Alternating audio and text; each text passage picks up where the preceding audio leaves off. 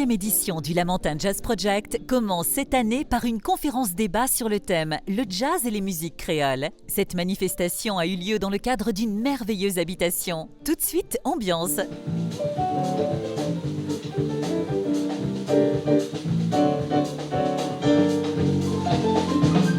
J'avais déjà eu l'occasion lors d'une précédente édition de faire une conférence sur le jazz et la big in, les origines.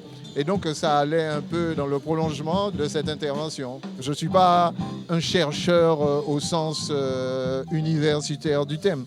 C'est que tout simplement ce sont des choses qui m'intéressent et j'ai toujours voulu savoir comment ça fonctionnait, comment les choses s'étaient mises en place, pourquoi on retrouve des parentés, des liens, qu'est-ce qui a fait que le jazz soit né à la Nouvelle-Orléans, qui est un grand port, et que la big in soit née à Saint-Pierre, qui est aussi un port, avec des ressemblances évidentes. Quand on dit qu'elles sont cousines, comme je le disais tout à l'heure, lorsqu'on est cousin, on a des grands-parents en commun. Là, ils ont des parents en commun parce qu'ils sont issus d'une même matrice, d'un même moule, avec des échanges permanents entre la Louisiane et les Antilles. Et donc, il y a eu des apports, des emprunts, et c'est les mêmes causes qui ont causé les mêmes effets.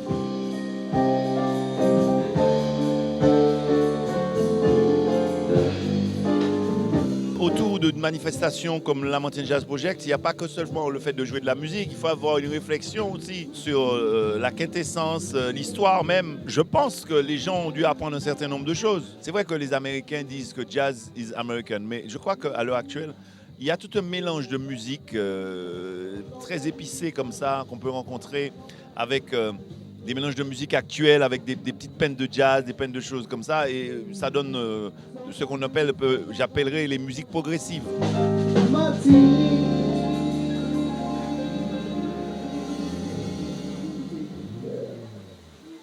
C'est un bel pays.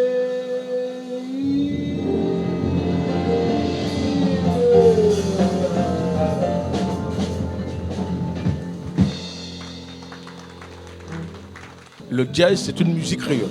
C'est pas seulement la musique créole. Le jazz, c'est une musique créole. Parce que, il me semble, on a vu avec les interventions de Sylvain après, entre autres, que les interactions entre les musiques caribéennes et les musiques de jazz et états-uniennes sont évidentes. Et ce qui me chagrine, c'est que cela restera lettre morte. Et ce qui est intéressant, que M.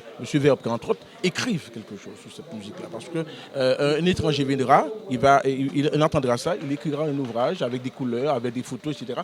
Et ce sera une vision extérieure. Alors que M. Verpre a une vision intérieure de la musique de la Caraïbe. Et ce serait dommage qu'il ne laisse pas des traces sur cette musique. Ce festival est d'autant plus intéressant qu'il y a vraiment des interactions. On rencontre des musiciens, on rencontre leur vision du monde, et cette conférence ce soir est intéressante parce que ça permet de réfléchir sur notre manière d'appréhender la musique chez nous.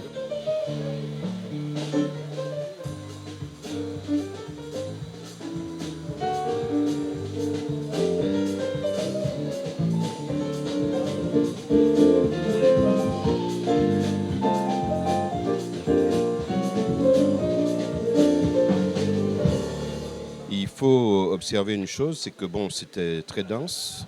On avait des intervenants qui avaient un très haut niveau et nous sommes partis, si vous voulez, partout, dans toute la Caraïbe, mais aussi aux États-Unis et même en Europe, pour comprendre et s'approprier, si vous voulez, ce que c'est que notre musique.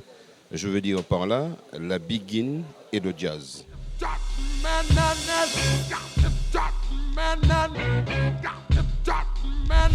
Au programme du festival Lamentin Jazz Project pour ce vendredi 17 mai, retrouvez Guy-Marc Vadeleux et Jean-Claude Montredon en Festival In à partir de 20h dans les jardins de l'hippodrome de Carrère. Venez apprécier le concert de Guy-Marc Vadeleux Sextet avec Guy-Marc Vadeleux au piano-chant, Wilfried Bédassier à la batterie, Simon Fulgence au tambour, Frédéric Caracas à la basse, Franck Rochard à la guitare et Rick au sax au saxophone. Ce concert sera suivi d'une prestation du batteur Jean-Claude Montredon Quintet qui vous proposera un tribute to Marius Cultier. Il sera accompagné de Jackie Bernard au piano, Alex Bernard à la basse, Ralph Tamar au chant et Alain Dracius aux percussions.